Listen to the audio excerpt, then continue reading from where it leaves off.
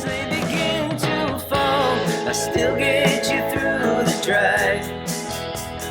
If I leave and I don't come home, would you be warm tonight?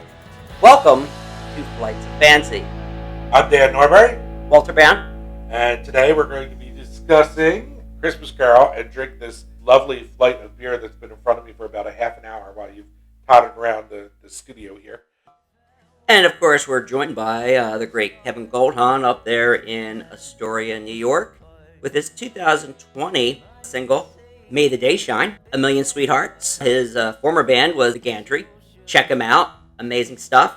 So we're back with our second flight. This is coming from 21st Amendment Brewery, 21st. California. California, 7.9, so it's higher than Long John's by like maybe 2%. I've only had their 21st Amendment IPAs, so this is it's winter ale with spices and coca nibs. Now, the secret, I'm a little bit of a It's called Fireside Chat. fireside chat. Yeah, which is of course, FDR is fireside chat. Cheers. Cheers. I don't taste the cocoa nibs. Wait, let's wait for it. How long? No, it's there. Oh, now I taste it. Wow. Yeah. That was delayed. Was delayed. And the secret of brewing with cocoa nibs, my fellow brewers, is to soak it in vodka. Soak it in vodka before you put it into your stout or your ales, and then you just put it into your mix or your mash or whatever. Yeah, so this is a very interesting beer. It's a lot more complex than Long John's. It is. Because of the spices, adds a level of complexity to it. It is delayed, as you just heard, and it on the tongue it dances on the tongue. The spices do dance in the middle, and you feel the cocoa nibs in the back, and you do taste it. It's definitely like a spiced ale type feel. Right, too much. A spiced beer is hard to pull off. It is. Because sometimes the spices come over so bitter and so strong that it kind of almost like has like a medicinal taste to it. Right. This is a very subtle spice, and I think that cocoa nib in the back really helps it out. Yeah, and it doesn't taste like a 7.9. I don't think it does. 7.9 is not that high, but when we think of the Ghost of Christmas Past, we usually think of young, angelic child type. yes. That's not what Dickens describes Not at at all. all. It was a strange figure like a child, yet not so like a child as like an old man, viewed through some supernatural medium, which gave him the appearance of having receded from view and being diminished to a child's proportion. So that's not some little angelic child. That's some scary ass shit. How a writer, we could create Right. it maybe, but you can't. How could you duplicate that on film or on stage? Well, you can on film. They can do anything on film. Yeah, but it's hard. Its hair, which hung about its neck and down its back, was white as if with age, and yet the face had not a wrinkle in it, and the tenderest bloom was on the skin. But the strangest thing about it was This is amazing. that from the crown of its head there sprung a bright, clear jet of light, by which all this was visible, and which was doubtless the occasion of its using, in its duller moments, a great extinguisher for a cap, which it now held under its arm. Yeah. So it holds like a cap being like what you would put on a candle to snuff out a candle. like a sleeping cap, like in Right. your head warm. Yeah, and here we are with that bright light again, Yeah. right? All light being so through here. But here's the best part. Scrooge looked at it with increasing steadiness. Was not its strangest quality, for as its belt sparkled and glittered, now on one part and now on another, and what was light one instant at another time was so dark, so the figure itself fluctuated in its distinctness, being now a thing with one arm, now with one leg, Yes. now with 20 legs, now a pair of legs without a head, now a head without a body, of which dissolving parts no outline would be visible in the dense gloom wherein they melted away. don't- And in every wonder of this, it would be itself again, distinct and Yeah. clear as ever. Yeah, you So don't it's get that. this no, you never see that. It's this totally fluctuating vision of a creature, literally a creature that's both young and old, and its arms are here and not, its head is here and not, Yeah, and you have really the flowers. You have the holly, which represents winter. You have the flowers, so you have an all-season man, right, or all-season year. Like, and really, what it goes back to, I mean, it's the ghost of Christmas past, Mm-hmm. right? So this is a ghost of memory. Yeah. And that's how memory works. oh When my you God, think back right. to memory, you think of, you see one part and then another, or some parts, or all the parts, and none of the parts. and you see winter and you see Right. spring, and it just your mind just tumbles through Yeah, the now past. now we're getting into modernism, but it's the way like we think. Like I heard like 3,000 words a minute. We think, and it's like we can read like maybe 3, 4, 500 depending on how good you are, how fast you can read. But it's like this is exactly that. It's memory. Right. It's all time. Right. It's all time occurring simultaneously Yep. within one instant. Yep. Which is brilliant. But Which then, goes back to what we were saying in Frankenstein. I'm sorry. No. What we were saying in Frankenstein as well, is Frankenstein being like the first sci-fi. This is time travel. This is definitely sci-fi ghost story Christmas stuff. This is all over the genre palette, you know, and done extremely well. Right. What were you saying? He says, "Are you the ghost of Christmas past? Long past?" inquired Scrooge, observant of his dwarfish nature. Right? No, your past. Perhaps Scrooge could not have been told why, if anyone could have asked him, but he had a special desire to see the spirit in his cap. Right. Because I don't want to have the light of truth on this. It's too bright. I can't look objectively at my past. It's like not wanting to go into therapy. I don't want to go back to that dark stuff. Especially knowing that Marley just came before him and said, you screwed up your life, dude. And just like I screwed up mine. I feel bad that no one came to Marley. Right? Like, well, maybe they did. Maybe they did. He didn't fail. No, because now he knows this ghost is not going to be a pleasant experience. No. Right. But there are pleasant experiences. Yeah, so let's talk about that. It's the nostalgia part. That nostalgia is both looking back on the past with pain. Yeah, it's very bittersweet here.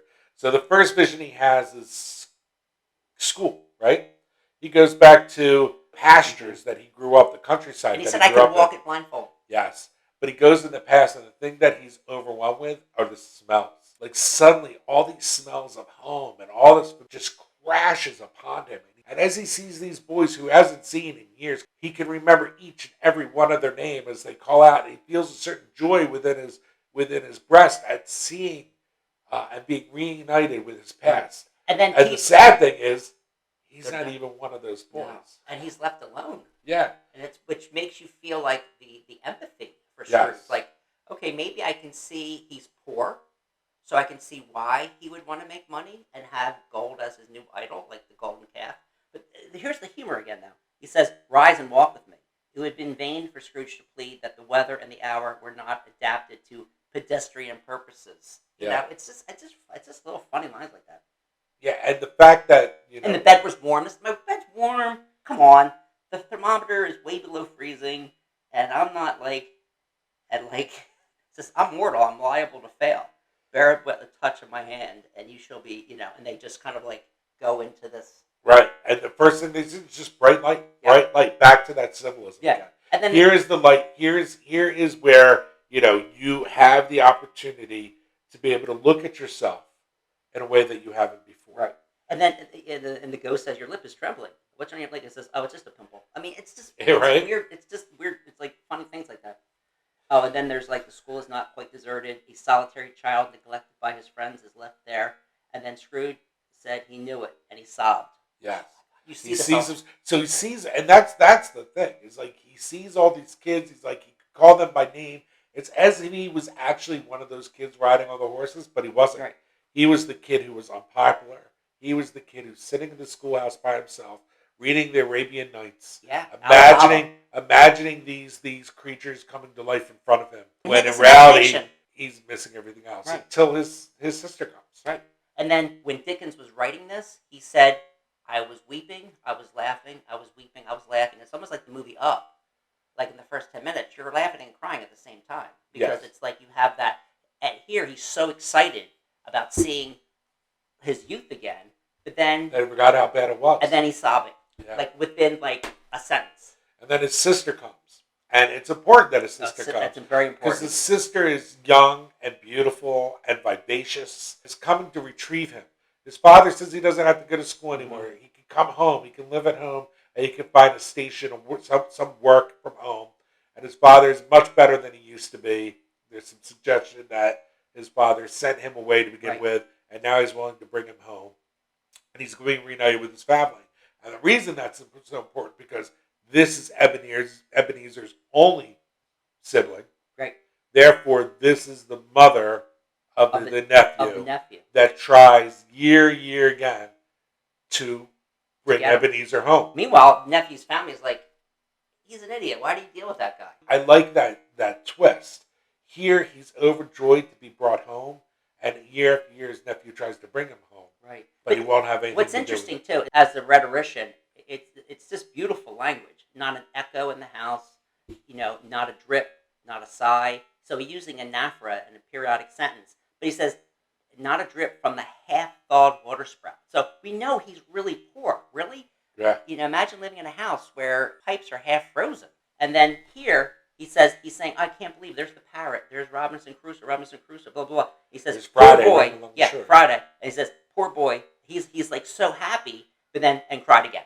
We have this sentimentality, and Dickens is always like Because he playing for can his, look back and realize that kid who's pretending to be happy reading the book yeah, would be happier right. riding across the countryside with the other Right, boys. and there he says there was a boy singing a Christmas carol at my door last night, and he like dismisses him in Scrooge way. Says, I should have liked to have given him something. That's all.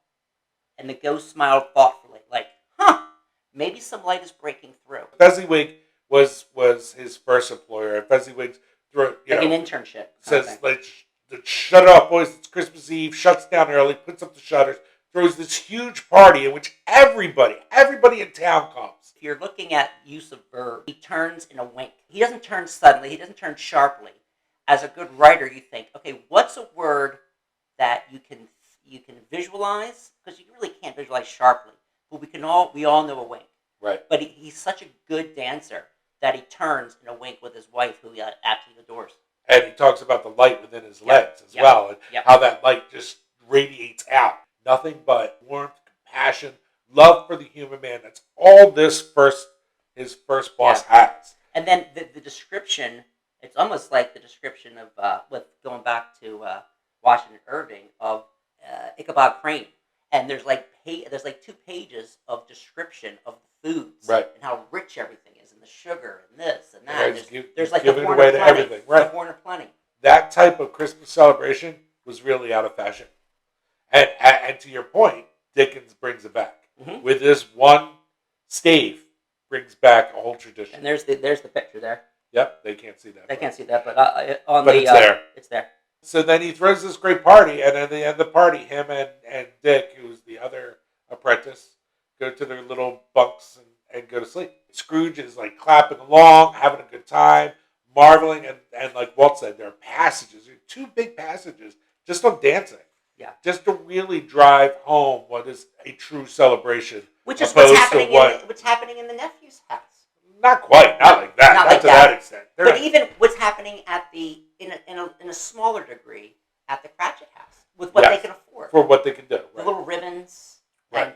But the point here is that Scrooge could absolutely afford to do something for like 3 or this 4 every year. pounds. It's like he did this for just a little bit of money. All right, and that's what the ghost says to him. Because Scrooge almost criticizes him, like, oh, he spent all this money on doing that, and the ghost is like, well, to what? Like, so little money to bring so much joy to so many people. Back to what Marley was saying. Mm-hmm. His responsibility as a businessman was to humanity, not to business. Right. Not to commerce. And then the next scene, which is arguably one of the sadder scenes. Oh, it's so sad. When he meets up with his girlfriend. She says, I have to split up with you because you found a new woman. Well, what's that? It's like gold. That's your new idol. We made a promise to each other when we were young. And poor. And you've turned into a different person. He says, you're right. But he says, I need to, there's nothing wrong about working hard. There's nothing wrong about making money. I'm like, no, but that's all you are. Yeah, so this is some years past Fezziwig's, when Scrooge is making his own way. You can imagine him and Marley first starting to open up shop, and this woman who he was in love with for many years, and probably still is in love with, started working those long hours, so started making those sacrifices to get ahead, won't use his money for good, and started becoming a different person. And realizing that, she bails. And if you think about it, how many people put in those types of hours?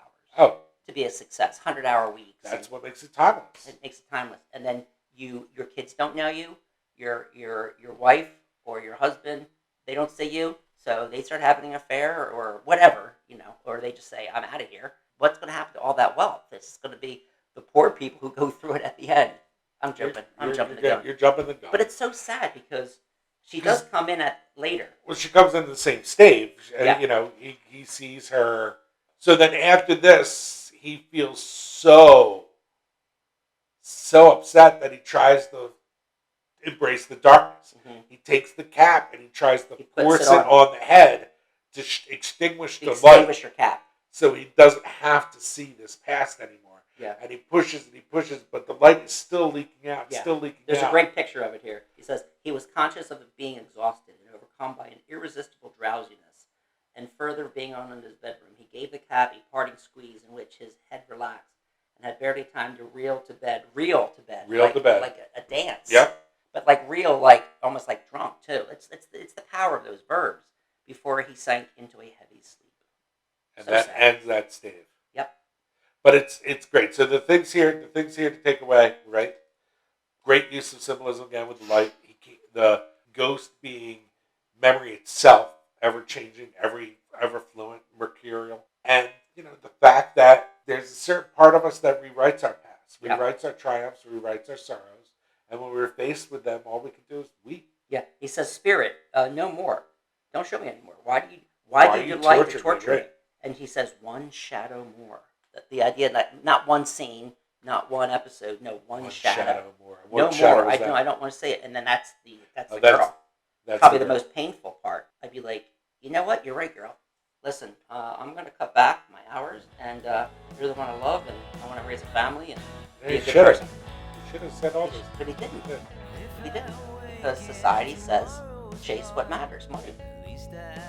All right, well, let's go on to our next flight. Money saved in no big backyard. Climbed up the social